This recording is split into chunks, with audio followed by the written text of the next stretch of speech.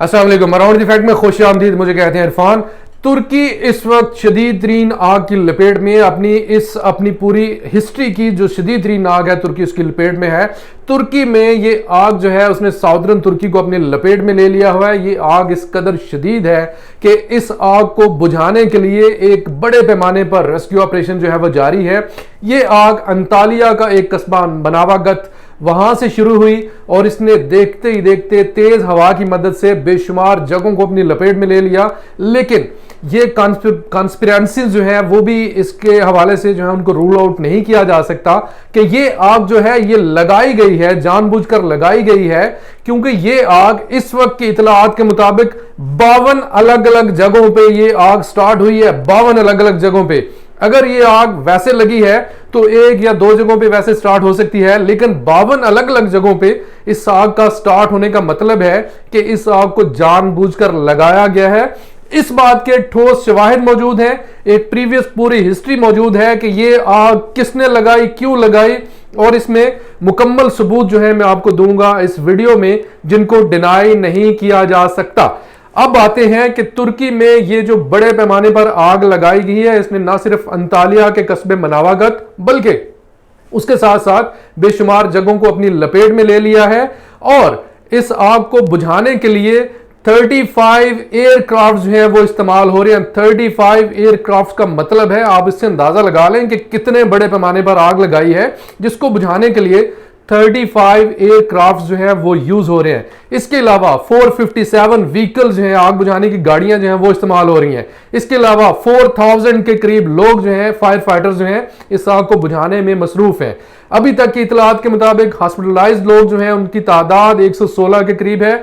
और ये कम तादाद इसलिए है कि जो इर्द गिर्द के सैकड़ों देहात हैं उनको खाली करवा लिया गया है और बेशुमार जो है लोग जो हैं उनको मजीद वार्निंग जारी की गई है कि वो इलाके छोड़कर सेफ मकामात जो हैं वहां पे चले जाए। इस वक्त अगर आप एरियल व्यू में देखें तो आपको आसमान पे धुएं के बादल नजर आएंगे और उससे जो दर्जा हरारत है वो इतना ज्यादा बढ़ चुका है वहां पे कि वहां से जानवर जो है वो तक हिजरत करने पर मजबूर हो गए हैं। इस आग के पीछे लगाने का मकसद क्या था, इससे क्या मकासद हासिल करना थे, जिसने ये आग लगाई है उसके क्या मकासद थे, क्या अज़ाइम थे, ये सारा कुछ मैं अभी आपको बताने वाला हूं। और तुर्की के कौन कौन से बड़े इलाके जो हैं, बड़े बड़े नाम जो हैं वो इसकी लपेट में आ चुके हैं, वो आपको बता दूं। उसमें सबसे पहले जिक्र करना, जैसे कि मैंने अंतालिया का बताया, अंतालिया का सूबा मनावागत, इसके अलावा मरमेरिस, बोड्रम, कोजान, मेरसिन, सिलिफ्के, ये तमाम के तमाम वो नाम हैं जो कि सियाहत के हवाले से बड़े इंपॉर्टेंट हैं और ये तमाम के तमाम इस बड़ी आग की लपेट में आ चुके हैं। और अब मैं आपको बताने वाला हूं कि ये आग किसने लगाई, इसके पीछे मकसद क्या था, इस ग्रुप का नाम क्या है, ये ग्रुप कब कायम हुआ और इसने मजीद इससे पहले क्या क्या एक्टिविटीज कर चुका है, क्या क्या कैसे कैसे तुर्की को नुकसान पहुंचा चुका है। इस ग्रुप का नाम है PKK।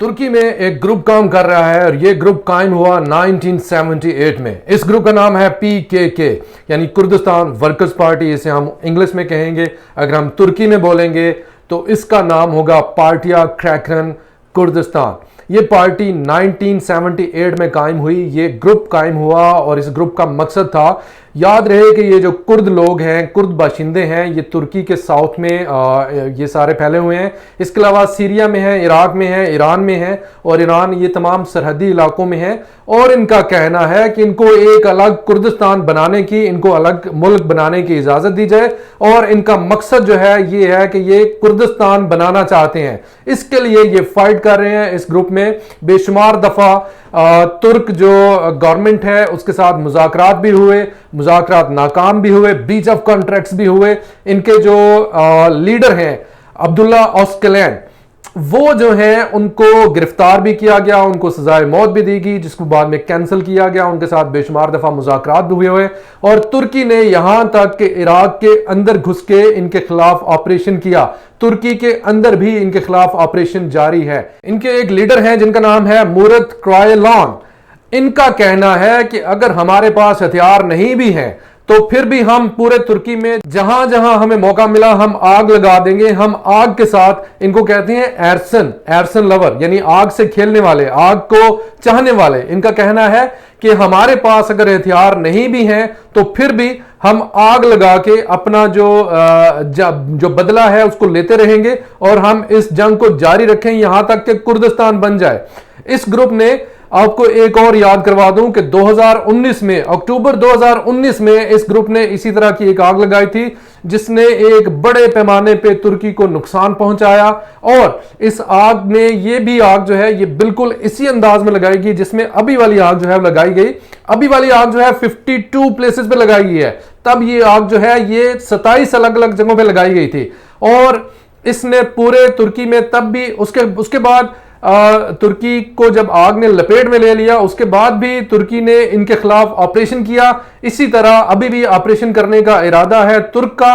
और 2019 में जब ये आग लगाई गई तो उन्होंने बाकायदा से, इस ग्रुप ने इसकी जिम्मेदारी कबूल की और कहा कि हम इस तरह की मजीद कार्रवाइयां जो है वो जारी रखेंगे यहां तक कि हमें एक अलग रियासत जो है वो दे दी जाए। ये 2019 की बात कर रहा हूं मैं। 2020 और 2021 में दोबारा ये आग यही बिल्कुल सेम अंदाज से, इसी अंदाज से लगाई गई है जिसने तुर्की के एक बड़े पैमाने पर आग ने अपनी लपेट में ले लिया है। और इसको बुझाने के लिए जो कार्रवाइयां हैं वो की जा रही हैं, कोशिशें की जा रही हैं। और आप सबकी मदद की जरूरत है तुर्की को। इस वक्त तुर्की में जिस बड़े पैमाने पर आग लगाई गई है उसका अंदाजा करना बहुत मुश्किल है।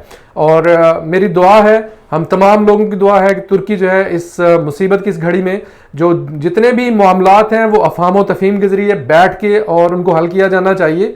जैसा कि इमरान खान और दुनिया के दूसरे लीडर्स हैं इस बात पे बिलीव करते हैं कि आर्मी जो ऑपरेशंस हैं वो किसी मसले का कोई हल नहीं है।